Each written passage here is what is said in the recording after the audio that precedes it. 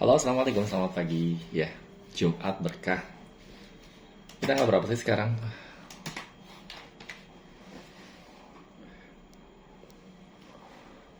Hmm, untuk vlog pagi ini, alhamdulillah.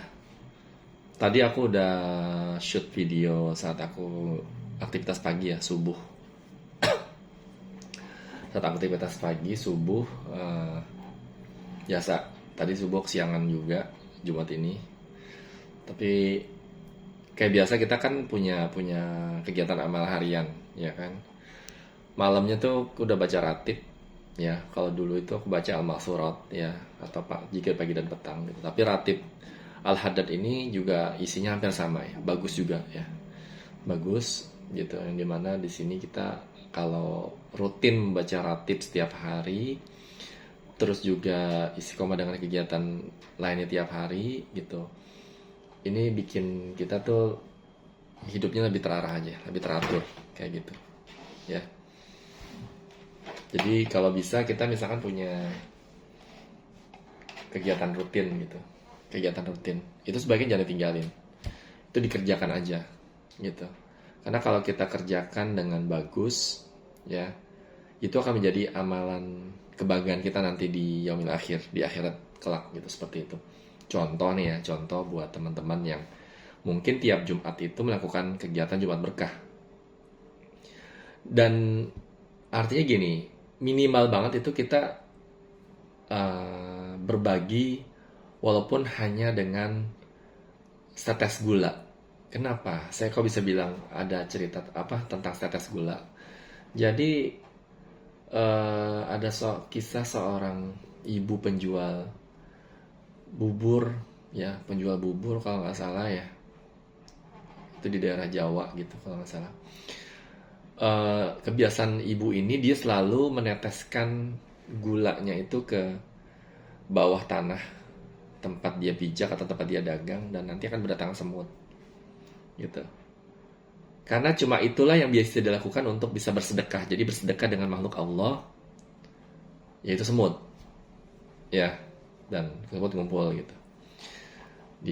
Bagi semut tetes itu berharga banget. Kalau bagi kita kan kayaknya nggak ada artinya, tapi semut itu, tetesan gula itu sangat berharga dan bisa untuk makan ratusan semut lainnya. Seperti itu. Contoh ya. Nah, sama kita kayak bersedekah misalkan 2.000, bagi kita mungkin gak ada artinya. Tapi bagi tukang parkir di Indomaret ataupun di Alfamart ataupun di, kadang kalau di simpang jalan itu ada yang parkirin gitu ya. Itu.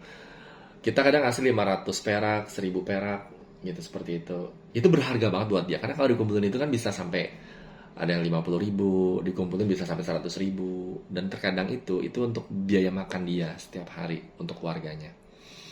Bahkan ada juga, eh, kalau kita misalkan habis sholat Jumatan atau sholat zuhur di satu masjid, kita suka nemuin tuh ada para karyawan, mungkin dia pekerjaannya adalah sales ya, ataupun kurir ataupun apapun itu, pernah juga Grab gitu.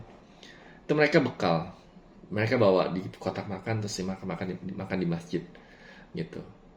Dan kenapa di masjid? Karena masjid nyaman, jadi di terasnya itu dimakan, terus kalau udah air diminta air juga yang dari dispenser, dibawa tumbler gitu. Dan di sini kita bisa melihat, kalau kita bersedekah sama mereka pun, apakah boleh? Boleh, itu pertanyaan, boleh. Karena uang yang kita kasih untuk mereka ya, misalkan kita kasih dalam amplop itu 50.000, itu bisa untuk makan mereka satu keluarga. Karena biasa 50.000 itu bisa dapat beras 1 liter, bisa beli tahu, tempe, dan cabe, bumbu-bumbuan gitu. Jadi buat para pekerja mereka tuh yang sangat prihatin ya, sederhana dalam kehidupannya, uang 50.000 itu sangat berharga untuk mereka. Mungkin kalau bagi orang-orang yang punya banyak uang, 50.000 itu kecil, paling hanya sehari hanya untuk jalan doang, seperti itu, jajan gitu. Bagi mereka tuh jajan, mereka mikir dua kali. Mereka akan lebih milih, lebih baik membeli sembako ataupun membeli sayuran satu paket dapat sayur asem, tahu, tempe, ikan asin, itu bisa dimakan satu keluarga. Makanya kalau kita ngelihat ada karyawan kita yang berbekal gitu, percayalah sesungguhnya itu mereka lagi menghemat. Dan bisa jadi juga mereka bosan dengan makanan di luar, dan mereka juga mempunyai planning gimana caranya supaya tidak berhutang. Kalau misalkan 20.000 ini habis hanya untuk sehari sekali makan siang, tapi 20.000 jika mereka belikan sayur mayur ataupun bahan-bahan untuk masak, itu bisa untuk eh, satu hari. Satu hari kan 3 kali makan, seperti itu. Ya. Nah, jadi mungkin itu dulu ya tips Jumat berkah hari ini. Jadi kalau kamu tuh punya kelebihan rezeki, bersedekah tuh nggak harus tiap Jumat sih. Setiap hari, setiap waktu, kalau kamu punya kelebihan rezeki uang, ya kamu tinggal belikan aja itu. Ya, apakah nasi bungkus, ataupun beli lauk pauk, terus nanti kamu masak nasi, terus bikin berapa bungkus, itu boleh.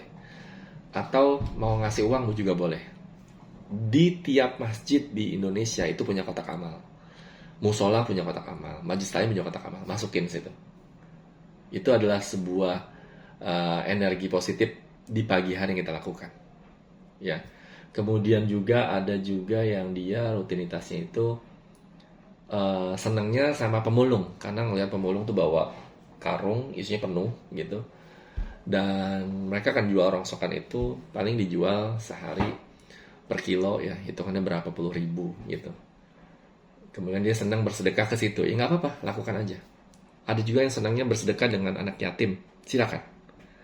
Sama siapapun. Ada yang pengen sedekahnya sama orang lansia atau orang yang sudah tua, yang dia tuh uh, udah hidup sendiri, tidak ada yang ngasih makan, anak-anaknya semua pada sibuk bekerja dan juga punya keluarga masing-masing, silakan. Ada yang hobinya ngasih ke anak-anak kecil permen, ya berupa permen, berupa jajanan, atau uang 2000-an, silakan. Jadi apapun itu kita lakukan. Yang penting kita tuh bisa berbuat baik hari ini. Jadi tiap hari itu kita berbuat baik aja. Karena apa? Kalau kitanya nggak ngasih kebaikan atau energi kebaikan sehari aja tuh nggak ngasih misalkan, itu kayak ada yang kurang. Kayaknya kok gampang cepat marah, kok nggak santai hidup kita, terlalu dikejar-kejar dunia, kayak gitu. Tapi kalau kita melakukan kegiatan baik kita tuh tiap harinya, maka insya Allah kita tuh bisa menyelesaikan masalah itu secara lebih ikhlas, tenang, dan dewasa gitu. Mungkin itu dulu ya. Hari ini Jumat, kalau nggak salah tanggal 5 Juli 2024. Semoga channel YouTube saya ini berkesan untuk antum semua di luar sana, bisa menjadi partner berbagi. Dan kebetulan saya paling senang banget diskusi ya. Jadi kalau ada teman-teman ada pertanyaan, langsung komen di bawahnya, di bawah channel YouTube saya. Nanti insya Allah akan saya replay atau saya balas kalau ada kesempatan yang kosong. Biasa saya balas juga lebih nyaman tuh bikin di kantor. Karena apa? Karena nggak ada bising sana sini. Saya nggak perlu alat mikrofon, karena suaranya sudah masuk ke sini, fokus seperti itu. Ya, jadi pertanyaan apapun silakan tanya aja di bawah ya, baik itu masalah keluarga, masalah anak, masalah agama, kemudian masalah sosial kehidupan, masalah pekerjaan, kemudian masalah bisnis, kemudian masalah public speaking, kemudian masalah tentang bullying, kasus bullying tentang seorang teman, anak, atau mungkin diri kita sendiri itu pernah dibully orang. Terus juga masalah tentang ekonomi ya, saya mungkin tidak bisa bantu give uang, tapi saya mungkin bisa ngasih saran ya kan, bisnis apa sih yang cocok, seperti itu ya. Mohon maaf, ini hanya sharing dan berbagi saja. Kalau saya kan notabene-nya karyawan biasa gitu, tapi seiring berjalannya waktu saya tuh mempunyai pengalaman beberapa, dan alangkah baiknya itu dibagi juga ya kan. Mungkin saya bisa belajar dari teman saya yang pengusaha, atau teman saya yang karyawan, atau mungkin orang-orang tua di sekitar saya gitu, karena mereka mempunyai pengalaman ilmu yang luar biasa. Demikian, assalamualaikum warahmatullahi wabarakatuh.